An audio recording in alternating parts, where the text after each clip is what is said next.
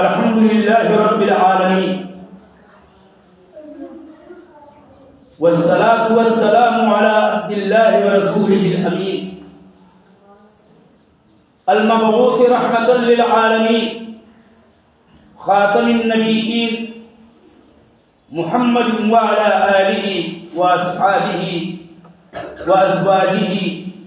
وذرياته أجمعين ومن تبعهم بإحسان إلى يوم الدين. أشهد أن لا إله إلا الله وحده لا شريك له وأشهد أن محمدا عبده ورسوله أرسله بالحق بشيرا ونذيرا. أما بعد، فإن الله جل وعلا يقول في كتابه: للرجال نصيب مما ترك الوالدان والأقربون وللنساء نصيب مما ترك الوالدان والأقربون مما قل منه أو كثر نصيبا مفروضا.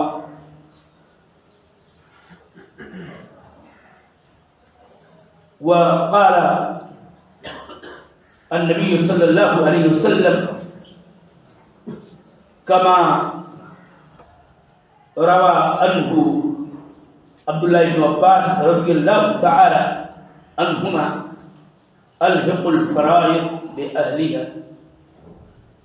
فما بقي فهي لأولى رجل ذكر. اسلامی بھائیوں، میرے محترم تمام حاضرین خطبہ جمعہ،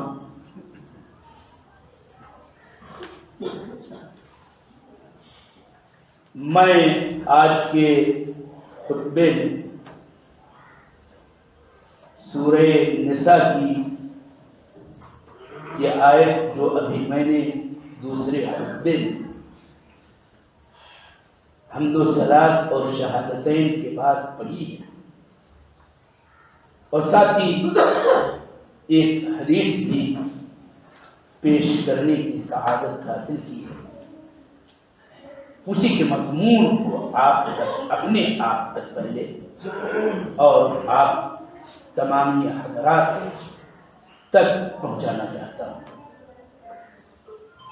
لیکن اس سے پہلے کچھ نصیحت کی بات عمومی طور پر رکھ دینا چاہتا ہوں، شاید کسی کے لیے نفع بخش ثابت ہو جائے.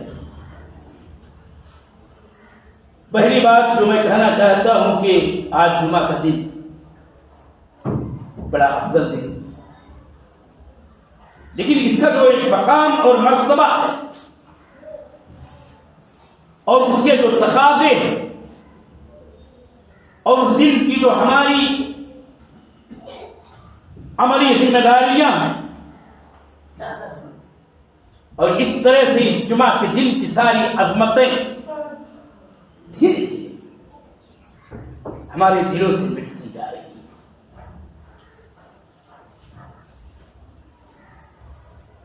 یہ بات میں آپ کو بتاؤں کہ اسلام میں سب سے پہلی سنت، دین میں مشروع طریق، رسول اللہ صلی اللہ علیہ وسلم سے قولی طور پر ثابت عظیم الشان جو فرمان تھا جمعہ کے تعلق سے پہلے آنے کا، پہلی دوسری تیسری چوتھی پانچویں ساعات میں آنے کا، یہی سنت سب سے پہلے مٹی. اور اب تو ایسی مٹی ہے کہ بسا اوقات پاس مساجد میں اگر آپ جائیں اور دیکھیں تو خطبہ جمعہ کے شروع ہونے سے پہلے 8 10 4 6 بھی مشکل سے پہنچے ہوتے ہیں. اور یہ بات تو اپنی جگہ مسلط ہے کہ ہر مسجدوں میں تمام حاضرین کی بڑی تعداد اذان خطبہ جمعہ جو اذان جمعہ کی ہے اس کے بعد ہی آتی ہے۔ وہ ذہن و دماغ میں یہ صرف رہ گیا، وہ بھی بہت بدترین طریق پر چل پڑھ لیں گے، ہو جائے گا، حاضر ہو جائیں گے، پا لیں گے۔ یہ عبادت پا لینے کا نام نہیں۔ عبادت تو اس کے شروط، اس کے ارکان، اس کے واجبات، اس کے مستحبات کے ساتھ کرنے کا اصل مسئلہ ہے، یہ نہیں پورا کرنی ہے۔ خطبے کے وقت بولنا، کوئی بھی خلاف شرع حرکت کرنا، حتیٰ کہ اپنے ساتھی سے یہ تک کہنا کسی کا حاضرین میں سے ایک کا دوسرے سے چپ، یہ بھی لغو بات ہے۔ نہ جانے کتنے ہمارے ایسے بھائی ہیں جو خطبہ ادھر ہو رہا ہے، ادھر فون پر گفتگو بھی ہو رہی ہے، خطبہ ادھر ہو رہا ہے، فون کی گھنٹیاں، بےہودہ قسم کی آوازیں نکل رہی ہیں، کوئی پرواہ نہیں۔ یہ تماشے ہیں میرے دینی بھائیوں۔ اپنی ایمان کو ہم درست کریں، اعمال میں صلاح پیدا کریں، دین میں بہترین سمجھ حاصل کریں، اور استطاعت پر، اپنی توفیق پر عبادت کو رسول اللہ صلی اللہ علیہ وسلم کے بتائے ہوئے طریق کے مطابق کرنے کی کوشش کریں۔ یہ بڑی اہم بات ہے کہ خطبہ جمعہ اسی لیے مشروع ہے کہ دین کی باتیں بتائی جائیں، اللہ تعالیٰ کی توحید اور اس کے رسول صلی اللہ علیہ وسلم کی سنت کی اتباع پر لوگوں کو ابھارا جائے، اور اس طرح سے دین کی باتیں، ان میں سے کوئی بھی نکتہ کبھی اس جمعہ کو کبھی اس جمعہ کو بیان کیا جائے، اور سننے والوں کی ذمہ داری ہے کہ اس کو سنیں، اور سبھی کہنے والا بھی اور سننے والا بھی سبھی عمل کریں۔ خطبے ہوتے رہتے ہیں ماشاءاللہ، اس پوری دنیا میں،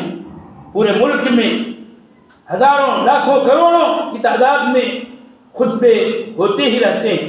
لیکن اگر ہم اپنے ملک کی بات کریں، اپنے ملک و دیار کی بات کریں،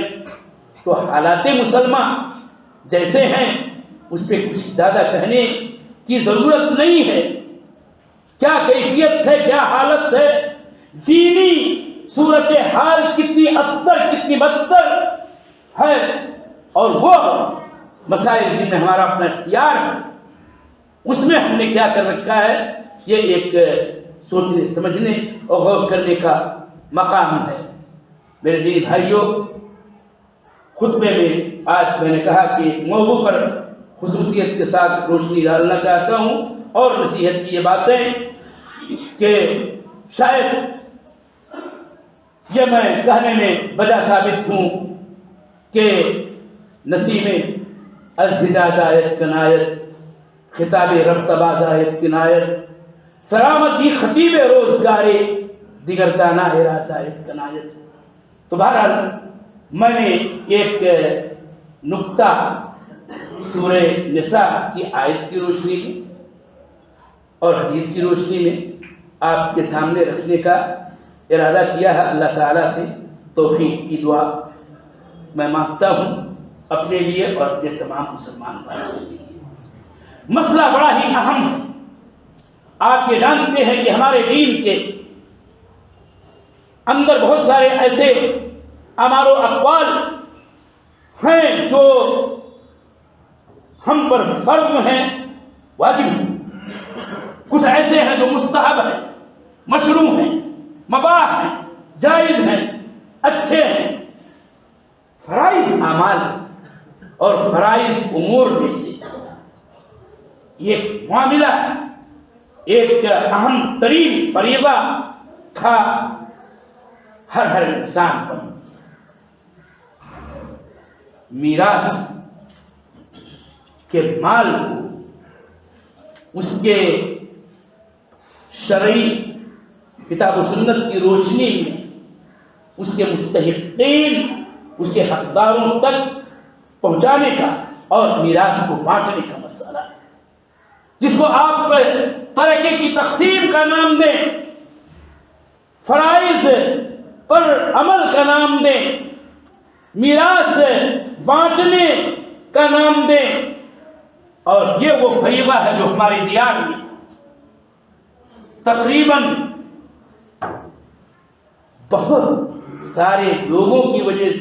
کی طرف سے، بلکہ اگر یہ کہا جائے کہ کل کی طرف سے متروک چھوڑا ہوا، اس پر عمل نہیں ہے۔ اور صورتحال وہی ہے کہ وَتَأْكُلُونَ التُّرَاثَ أَكْلًا لَمًّا، تم تو میراث بری طرح سے، اچھی طرح سے، خوب پورا کا پورا جس کے بھی قبضے میں ہے کھا جاتا ہے، تو تم ہو کہ تأکلون التراث اکلا لما، تم میراث کو ناجائز طریقے پر غلط انداز میں بہت سخت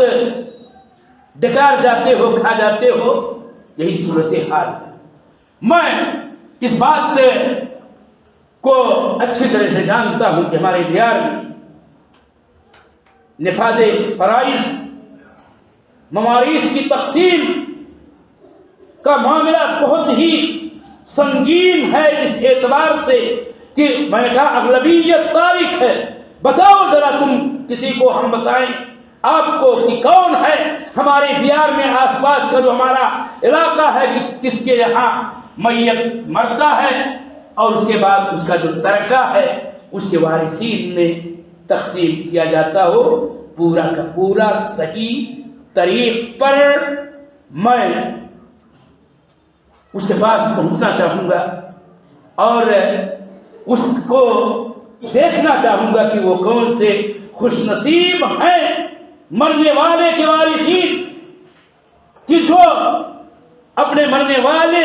مورث کے سارے ترکے کو اصل وارثین کے اندر بلا کم و کاست تقسیم کر دیا کرتے ہیں۔ اور معاملہ یہ ہے، صورتحال یہ ہے کہ ہمارے یہاں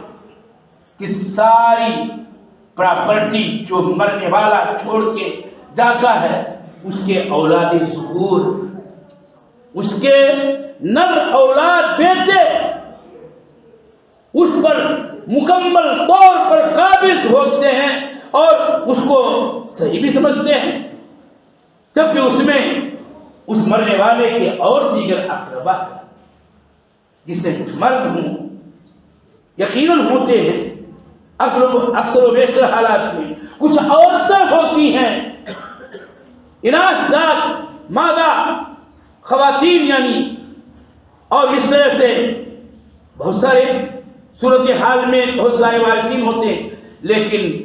ایسا نہیں ہے۔ یہ عجیب و غریب کمی ہے اور اس پر توجہ ہم لوگوں کی اتنی ناقص ہے کہ اس کو ہم سمجھتے ہی نہیں ہیں کہ یہ کوئی بڑا گناہ ہے، جبکہ سورہ نساء ہی کی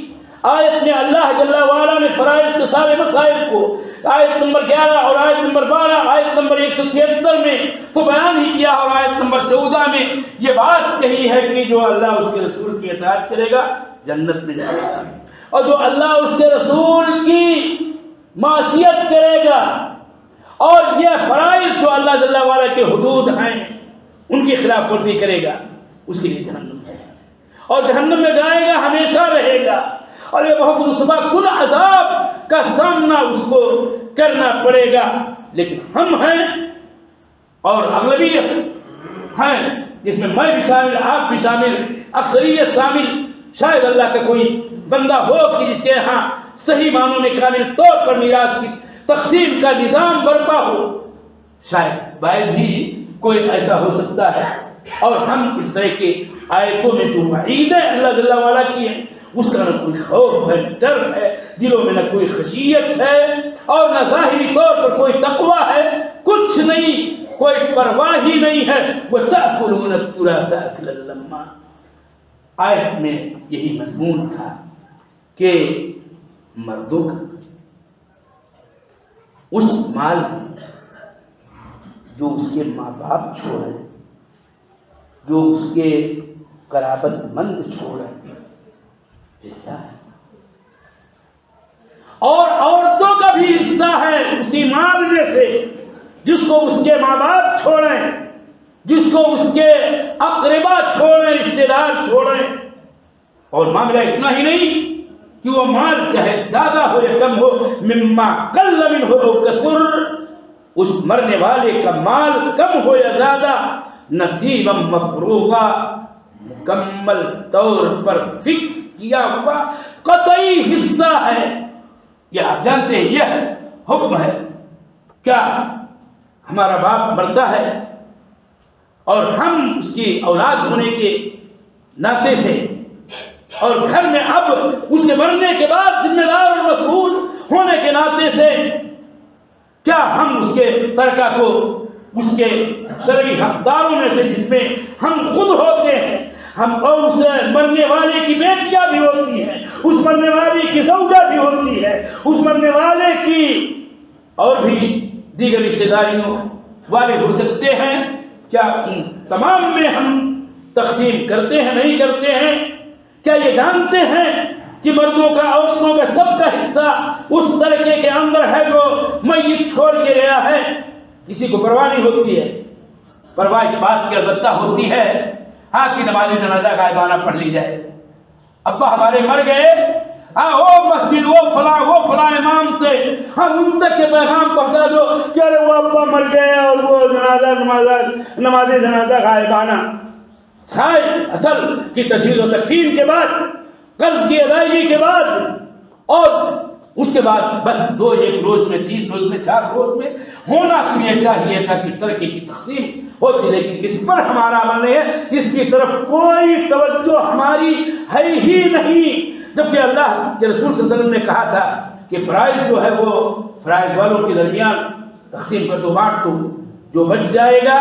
وہ عصبہ نامی رشتہ داروں کا ہے۔ میں مسائل کی باریکیاں نہیں بتانا چاہتا یہاں، اور یہ صرف یہ بتانا چاہتا ہوں کہ فریضہ ہے، یہ مقررہ حصہ جس کا بھی ہے اس تک پہنچانا ہمارے اوپر واجب ہے، فرض ہے، اور یہ ایسا فریضہ ہے کہ اگر اس کی خلاف ورزی ہم کر رہے ہیں تو جہنم کی وعیدیں ہیں۔ اور بالخصوص اناث ذات کو، خواتین کو تو محروم کرنے کا، یعنی مرنے والے کی بیٹیوں کو حصہ نہ دینے کا ایک عام سا رواج ہے، ورنہ جانتے ہیں اسلام کا یہ عدل ہے، اور اللہ جل وعلا کی شریعت اتنی کامل ہے کہ اللہ تعالیٰ کی شریعت میں اس مسئلہ فرائض میں 4 آدمی ہیں، 4 مرد ہیں جن کا مقررہ حصہ ہے، تو 8 عورتیں ہیں جن کا مرنے والے کے ترکہ میں مقررہ حصہ ہے، جس میں سے بہن بھی ہے، جس میں سے بیٹی بھی ہے، جس میں سے پدری بہن بھی ہے، جس میں سے ماں بھی ہے، دادی بھی ہے، بیوی بھی ہے، اخیافی بہن بھی ہے۔ یہ سب وہ ہیں کہ جن کا مقررہ حصہ بتاتا ہے، لیکن عورتوں کو دینے کا رواج ہی ختم ہو گیا۔ جاہلیت کی راہ پہ اور اسی ڈگر پہ ہم چل رہے ہیں کہ اہل جاہلیت کہتے تھے کہ مرنے والے کے مال میں صرف بڑوں کا حصہ ہے، مردوں کا حصہ ہے، عورتوں کا بالکل نہیں، حتیٰ کہ چھوٹے بچوں کا بھی حصہ وہ نہیں مانتے تھے، کہتے تھے کہ ترکے میں تو حصہ ان کا ہونا چاہیے جو تلوار چلانے والے اور گھڑ سواری کرنے والے، یعنی بہادر ہوں، جنگ جوئی میں کام آنے والے ہوں، تب تو ان کو ترکہ میں حصہ دیا گیا، ورنہ نہیں۔ اسی کی نکیر ہی میں یہ آیت اتری تھی کہ للرجال نصیب مما ترک الوالدان والاقربون وللنساء نصیب مما ترک الوالدان والاقربون مما قل منه او كثر نصیبا مفروضا۔ میں نے کہا اسی ایک نقطے ہی کو یاد کرانا اپنے آپ کو اور اپنے دینی بھائیوں کو مقصود ہے۔ اس خطبے میں اللہ سے ہم عہد کریں، مسلمان بنیں،